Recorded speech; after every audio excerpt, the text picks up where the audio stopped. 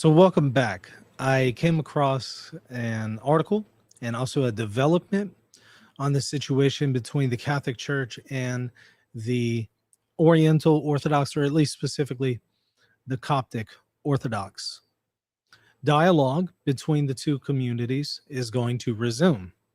It had been suspended for quite some time, pretty much from the time of the release of the document Fiducia Supplicans by Pope Francis unto the present.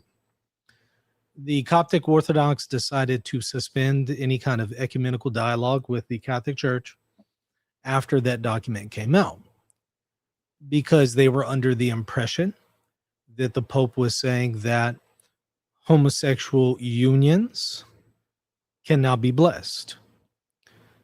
And it was based on their interpretation of the document. The document refers to blessings for couples of the same sex.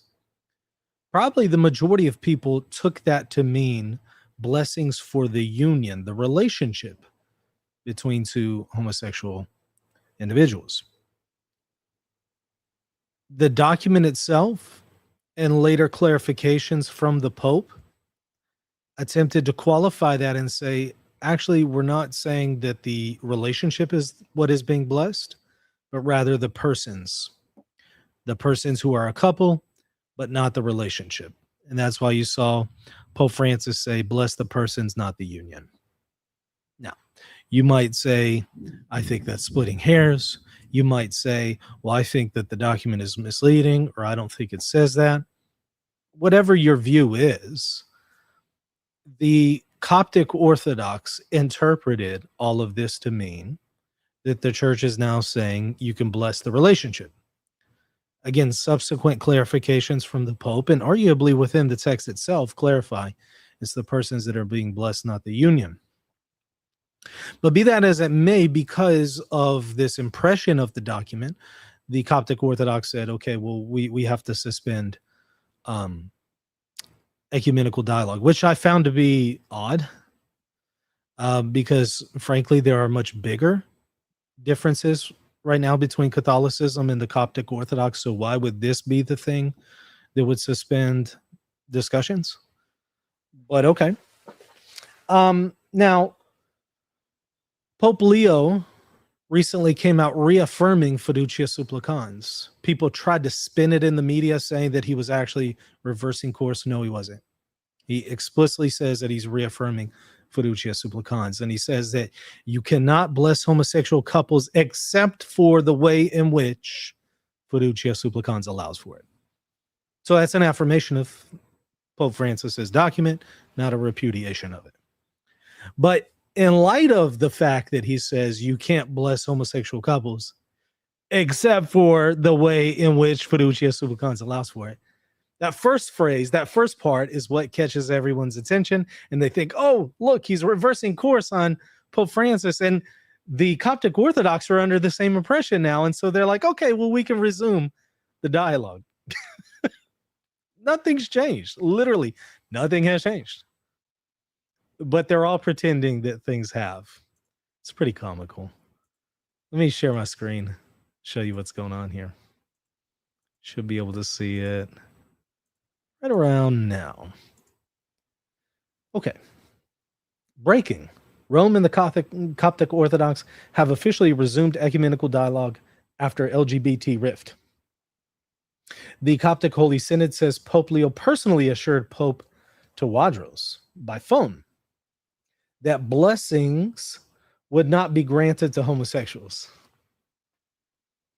Wow. And then they say, did Leo just quietly bury Fiducia Supplicans? Excuse me? He just literally said, what, less than a month ago, that he is reaffirming the blessings for homosexual couples as outlined by Fiducia Supplicans.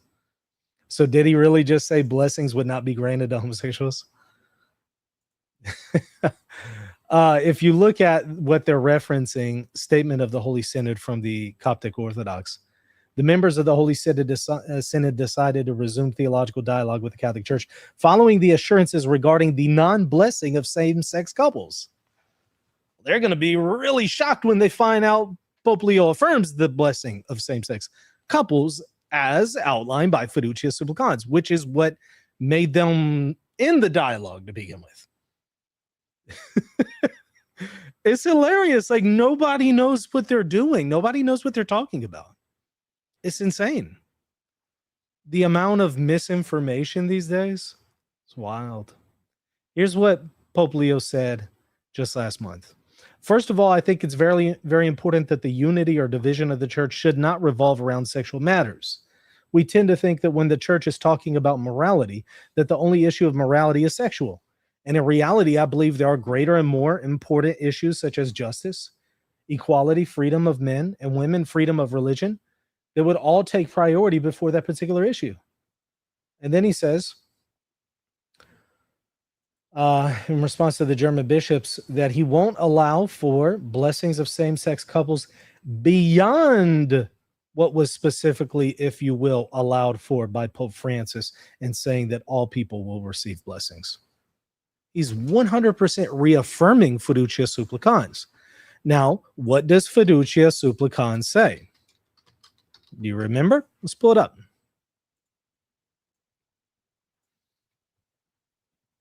Let's go to the infamous paragraph.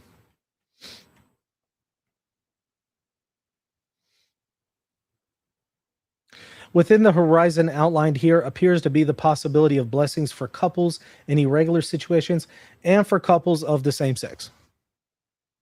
Pope Leo reaffirmed that. He reaffirmed blessings for couples of the same sex, but the Coptic Orthodox are saying that Pope Leo reassured them that there will be no blessings for same-sex couples. Is Pope Leo just contradicting himself? No. What's going on is people have created from day one a giant mess of confusion on what is meant here. And anytime one of the popes, Francis and now Leo, explains what they mean, people interpret that to mean, oh, you're walking back Fiducia Supplicans. No, you're just not understanding Fiducia Supplicans as the popes understood it. And whenever they tell you how they understood it, you think that they're making a change when they haven't. Literally nothing's changed. So I find it very misleading, perhaps dishonest, to say that, again, as the Coptic Orthodox are saying here, the Pope has assured them of the non-blessing of same-sex couples. Well, he literally just said last month that you can still have blessings for same-sex couples if you mean the persons, which is what Francis said. But they didn't like what Francis said, which is why they ended the dialogue. And now when Leo affirms what Francis said, they're going to resume the dialogue? What are we doing here? This is a joke. This is absurd. But this is the way things work, right? Spin in the media, misinformation, people not paying attention, thinking through things critically, properly. It's endless. This is why I probably did, over 70 videos on Fiducia Supplicans after it came out. There was just so much misinformation about it. So many people coming with different interpretations, and I would just bring them right back to the text and subsequently to what the popes themselves have said about it. You know, if Francis promulgates the document, you would go based on his interpretation of the document. If Fernandez ghostwrites the document, or in this case actually writes the document and it's been approved by Pope Francis, you would go with his interpretation of the document.